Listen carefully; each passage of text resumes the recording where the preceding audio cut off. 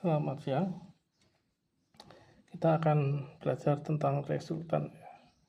Resultan itu artinya ya kompromi lah, hasil akhir dari gaya-gaya yang saling mengikuti itu. Nah, perhatikan di sini, ini ada suatu titik itu ya. Anggaplah suatu bola atau apa gitu. Kemudian ada 5 gaya yang bekerja ya. Anggaplah ini ada orang menarik ya, kita sebut sebagai P atau gaya 1 sebesar 7 unit ya. Unitnya bisa ton, bisa kilogram atau apalah ya. Artinya dia menarik sebesar 7 satuan dengan sudut 60 derajat. Begini. Kemudian orang kedua P2 menarik ke arah sekian. Ini sudutnya 45, sebesar 5 dan seterusnya begitu ya. Nah, bagaimana akhir dari bola ini posisinya di mana? Cara paling mudah adalah dengan cara grafis ya. Jadi kita ulang dulu, bolanya ditarik oleh orang satu ke arah sini ya. Kemudian dibawa oleh orang kedua, harus sama ya, arahnya dan panjangnya dibawa oleh orang kedua P2 ini. Selanjutnya dibawa oleh orang ketiga, orang keempat, orang kelima ya. Akhirnya ternyata bolanya itu jatuhnya di sini. Nah, ini adalah cara grafis. Grafis itu artinya gambar.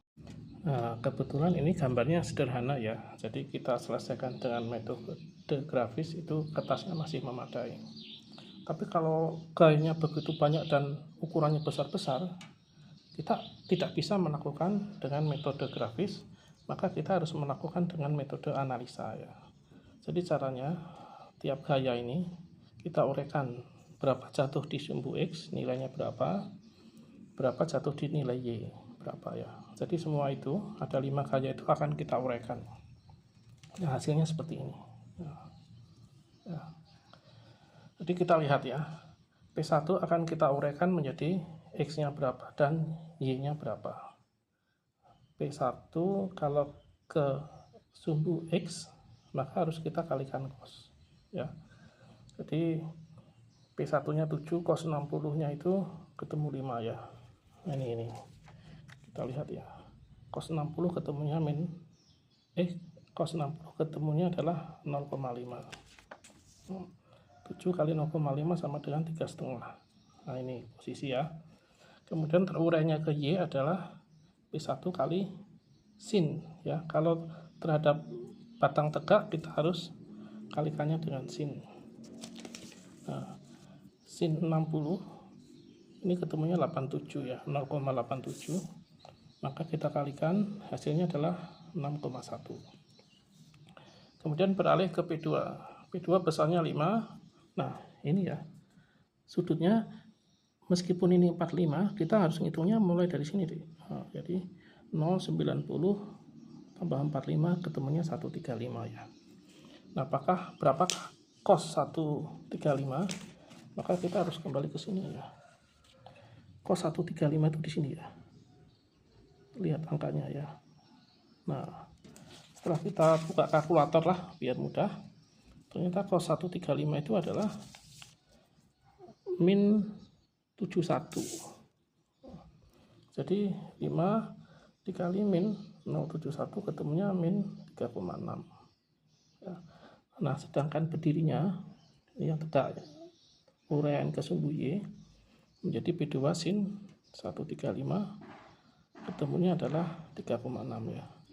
Jadi mencari sin 135 itu, nah di sini ya, 135 sin ketemunya 0,71 ya. Paling mudah pakai kalkulator ya. Selanjutnya kita lihat P3 ya, nilainya 3. Kemudian sudutnya kita anggap dari 0 ini deh, kita cari muter gitu ya, 90, 180, 210 ya. Jadi untuk mencari sumbu ini harus kita kalikan dengan cos ya. Cos 210 ya. Cos 210. Nah, di sini nah. Ternyata ketemunya adalah min 87. Nah, ini ya, 87. Jadi di sini tuh 3 itu naiknya ketemunya adalah min 2,6. Kemudian bagaimana terhadap Y-nya? Ini B3 kali sin 210, sin 210. Nah, di sini ya ketemunya min 0,5, kalkulator juga gitu. Jadi akhirnya ketemu demikian. Nah, selanjutnya P4 ya. P4 itu ke arah bawah gitu ya. Jadi tanpa adanya sin cos kalian juga sudah tahu bahwa Y-nya pasti minus 5 ya.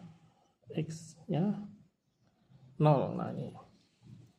Tapi penjelasan ilmiahnya adalah bahwa pada 270 ya, 270 ini nilai X-nya adalah 0 ya. Kemudian nilai sin-nya adalah maksimal min 1 ya. Ini kelihatan nih. 5 kali 0 sama dengan 0. 5 kali min 1 sama dengan min 5 ya. Kemudian pada gaya yang terakhir ya P5 ini kita ketahuan bahwa Y-nya pasti 0 ya, kelihatan mata ya. Y-nya 0, kemudian X-nya 2. Namun jika dibuktikan dengan cos dan sin, maka ketahuan bahwa pada 0 derajat X-nya atau sin-nya adalah maksimal ya, 1. Kemudian Y-nya 0. Nah, akhirnya kemudian setelah kita jumlah ya, berapa nilainya, ketemu adalah X-nya 0,7. Ini harusnya min ya. Kemudian ini adalah 3,2. Nah, ini ada salahnya. Nah, demikian ya. Jadi hasil antara grafis sama analisa itu adalah sama ya. Demikian, selamat belajar.